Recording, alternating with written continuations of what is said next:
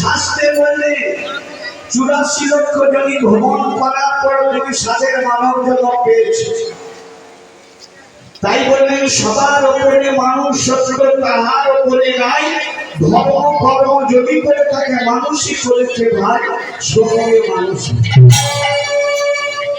মানে আমাদের এই সোনার বাংলায় সোনার দেশে ক্ষেত ভর্তি ধান আছে, মাঠ ভর্তি ফসল আছে, পুকুর ভর্তি মাছ আছে, গোয়াল ভর্তি গরু আছে, কিন্তু একটা জিনিসের অভাব আছে। সেই জিনিসটা কি না, মানুষের সঙ্গে মানুষের সম্পর্ক। আমি ওর বাড়ি যাব না, ওর বাড়ি খাবো না, ওরা হরিনাম করাচ্ছে ওদের জন্য আমি যাব না, এই যে মানুষের ভেদাভেদ ভগবান করলো। তুমি সারা জীবন যদি ফুল জড়ো করো, সারা জীবন যদি ধূপ জড়ো করো, তুমি ভগবানকে পাবো। কেন? মানুষের সঙ্গে মানুষের সম্পর্কটা যদি থাকে তবেই তুমি ভগবান দর্শন পাবে।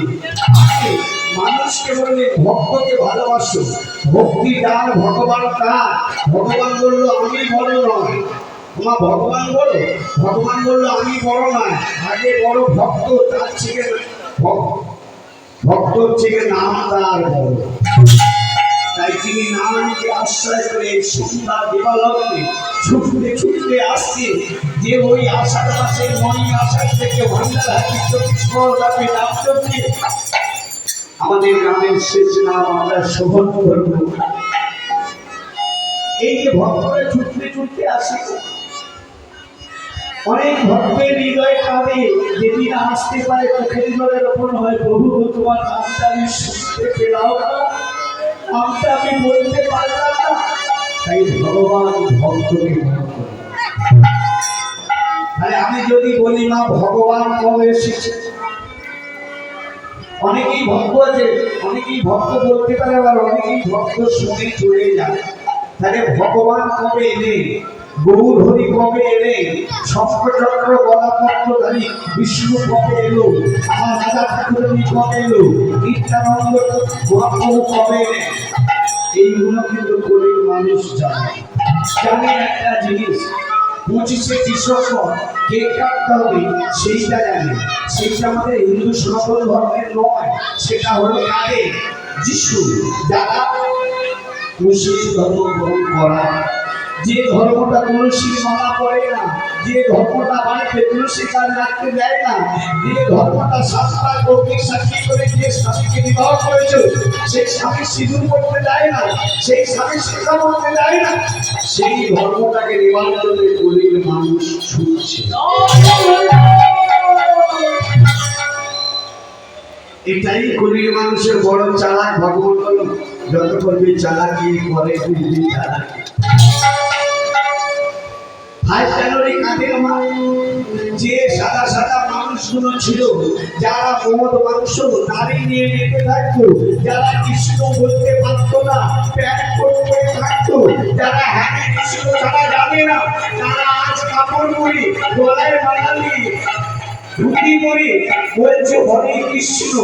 আমাদের গরিব মানুষগুলো প্যান্ট জামা পরে কোথায় খাচ্ছে, সেখানে হাত ধরে বসে। এটাই গরিবকে আমাদের বিদ্যালয়ে বললেন, এটাই গরিব মানুষ বড় জ্বালা। আমাদের ধর্মটাকে বিসর্জন করে দিয়ে বড় ধর্ম গ্রহণ করে। ভাষণাদি দেখবে এখানেও হয়, রাত্রি 12টার পরে বাজি ফুটাচ্ছে কি না ভাষণাদি ওটা কাঁদে। তা কিন্তু আমাদের সনাতন ধর্মে আমাদের হচ্ছে শুভ পয়লা বৈশাখ, সেই দিনকে মা সিদ্ধেশ্বরীর কাছে একটা ধূপ দিয়েছিলে, সেই দিনকে নতুন বস্ত্র করে একটা বাতি জ্বালিয়েছিলে, মাকে জানিয়েছিলে যে মা সারা বছর তুমি রাখবে, আবার পরের বছর তুমি ভালো রাখবে। সে কাজটা তুমি করো না, সে কাজটা তুমি করো না। তুমি 1 জানুয়ারিটা পরে একজনের 1 জানুয়ারিটাকে নিয়ে মাতামাতি করেছে। তাহলে গৌর হরি কবে এলো না? তাহলে আসুন সেই শঙ্করচক্র গদা পদ্মধারী ভগবান বিষ্ণু এই যে বৈশাখ মাস অক্ষয় তৃতীয় দিন এলে, সেই দিনে দোকান পুজো কেন করে? শুভ দিন ভগবান বিষ্ণু এলে। রাম কবে এলেন? চৈত্র মাসে রাম নবমী তিথিতে রামচন্দ্র এলেন। নিত্যানন্দ মহাপ্রভু এলেন মাঘী পূর্ণিমার দিন। কৃষ্ণ এলো কবে? জন্মাষ্টমী তিথিতে। আর রাধা এলো তার 8 দিন পরেই। আর গৌর হয়ে এলো মা সুদোল পূর্ণিমা। তাহলে সবাই সব তিথি বেছে নিল, গৌর হরি দোল পূর্ণিমা। সেই দিনে শচীন কোল আলো করে যে ছেলেটি এসেছিল ওই নদিয়া নবদ্বীপের আমি জগন্নাথ বিশ্বের ছোট্ট পূর্ণ কোটিকে শচীন কোল আলো করে ছেলেটি এলো, অপরূপ সুন্দর ছেলেটি। সেই দিনে উলুধ্বনি শঙ্খধ্বনি সবাই সোনার নদিয়া হরি ধুলি উলুধ্বনি শঙ্খ শোনা যায়।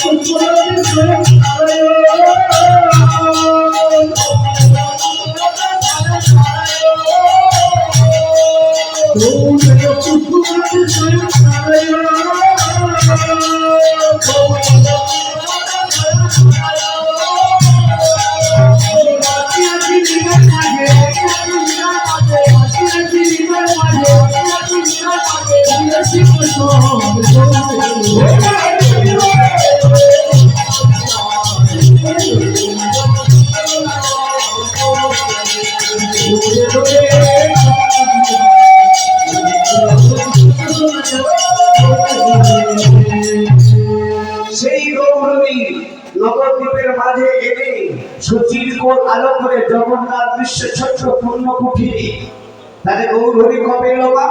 আজ থেকে 548 বছর পূর্বে, যেই দিন নদিয়া নবদ্বীপের মাঝে ওই গঙ্গা সুরধনির জল ছিল শান্ত, ব্রাহ্মণের অগ্নি ছিল নির্বাপিত, পূর্ণিমার চন্দ্র রাহু দেখেছে কাজ করেছে।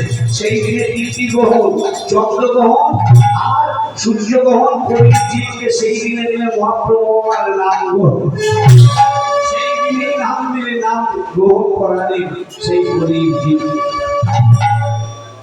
যেই দিনে আকাশ বাতাস তীর বহিনী প্রখরিত সেই দিনে ভরির আকাশে পুরো আকাশে এলেন আমাদের বন্ধু। তাই সেই অপরূপ সুন্দর ছেলেটাকে মা দেখে মায়ের মনে এত আনন্দ হচ্ছে যে অপরূপ সুন্দর ছেলেটা দেখে মা মনে মনে বলছে আমাদের চাঁদে নেমেছে